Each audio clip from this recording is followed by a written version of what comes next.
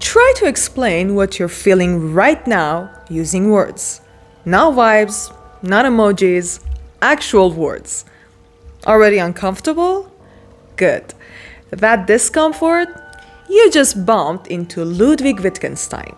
Wittgenstein is the philosopher who looked at language, the thing we use to explain everything, and said, yeah, this is the problem. He didn't ask big, cozy questions like, what is the meaning of life? He asked terrifying ones, like, what if most of our problems exist only because we talk badly? This man broke philosophy in half, rebuilt it from scratch, then said his own earlier work was basically wrong. He treated philosophy like a software patch. Version 1, delete metaphysics. Version 2, delete the idea that words have fixed meanings. And the wildest part? Wittgenstein thought most philosophy should just stop. No grand theories, no final answers, just clarity, silence, and moving on. So today we're talking about the philosopher who tried to end philosophy, accidentally became one of the most influential thinkers of the last century, and still manages to haunt every argument on the internet. Ludwig Wittgenstein was born in 1889 in Vienna into one of the richest families in Europe. Think extreme wealth, high culture, intense expectations. His family home hosted musicians like Brahms. Pressure was constant. Several of his siblings died by suicide. Emotional intensity wasn't a phase, it was the environment. Wittgenstein studied engineering first, then logic, then philosophy, because apparently that was the relaxing option. He studied under Bertrand Russell at Cambridge and immediately made everyone uncomfortable by being brilliant and unbearable at the same time. He was intense, obsessive, brutally honest. He'd argue, leave, return, argue harder, then disappear again. During World War I, he served as a soldier, wrote philosophy in the trenches, and came back convinced he had solved the core problems of philosophy. He published one short book, then quit philosophy, gave away his fortune, became a school teacher, then came back and said, okay, I was wrong, let me explain why. Wittgenstein lived through a world collapsing and rebooting. Empires fell, world wars exploded, science was rewriting reality. Psychology was tearing open the mind. All certainties were gone. Imagine early 20th century Europe as a common section where everyone thinks they're right. Nobody agrees on definitions. And the stakes are literal civilization. Philosophy was trying to keep up, and mostly failing. Wittgenstein didn't want new theories. He wanted to fix the tool everyone was using incorrectly: language. Wittgenstein has two main eras. Think Season 1 and Season 2, written by the same person who publicly disowned Season 1. Let's break them down. In his first phase, Wittgenstein believed language works like a map of reality. Sentences, pictures of facts. If a sentence maps reality correctly, it makes sense. If it doesn't, it's nonsense. What he said, the limits of my language mean the limits of my world. What he meant, if you can't say it clearly, stop pretending you understand it. Gen Z analogy, if your take can't survive being written down clearly, it's probably vibes pretending to be logic.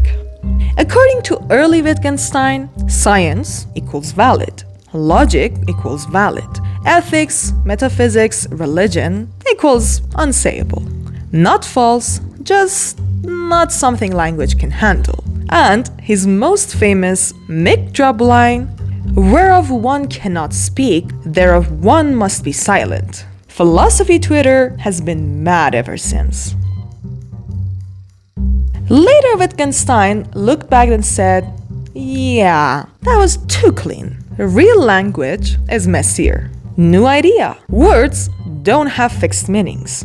They get meaning from how we use them. Language is a game. Different contexts, different rules. What he said, meaning is use. What he meant, words work like memes. Context is everything. Example, cancel, subscription, person, noise, plan, same word, totally different meanings. Philosophy broke because it kept asking questions outside the language games they belonged to. Wittgenstein argued you can't have a truly private language, one only you understand. Why? Because language needs rules. Rules need public checks. What he said? There cannot be a language which describes what only the speaker can know. What he meant? Even your feelings rely on shared language. That's huge for psychology, therapy, identity, communication. You're never as alone in your experience as you think, because the words you use came from somewhere shared. Okay, pause, because this part is wild. Wittgenstein thought most philosophical problems aren't deep, they're confusions caused by language. Imagine walking into a 2,000-year-old debate and saying, actually, you're all just using words badly. That's not confidence. That's main character energy on legendary difficulty. And then, after becoming famous, he goes, by the way, my earlier masterpiece? Mostly wrong. No rebrand, no apology video, just intellectual self-destruction. Unmatched. Wittgenstein changed philosophy by shifting its goal. Not certainty, but clarity. He influenced analytic philosophy, linguistics, my own field, cognitive science, psychology, education. He taught thinkers to ask, is this a real problem or a language error? That question alone dismantled entire fields of bad arguments. Wittgenstein is everywhere now, even if people don't know his name. Internet arguments about definitions, therapy language, identity discourse, political framing, AI and meaning, online miscommunication. Ever seen two people arguing violently while using the same word differently? That's Wittgenstein's ghost screaming, "Define your terms." He predicted the internet's biggest problem. We talk constantly, but rarely clarify. Here's what Wittgenstein quietly teaches us. You don't need better opinions. You need better questions.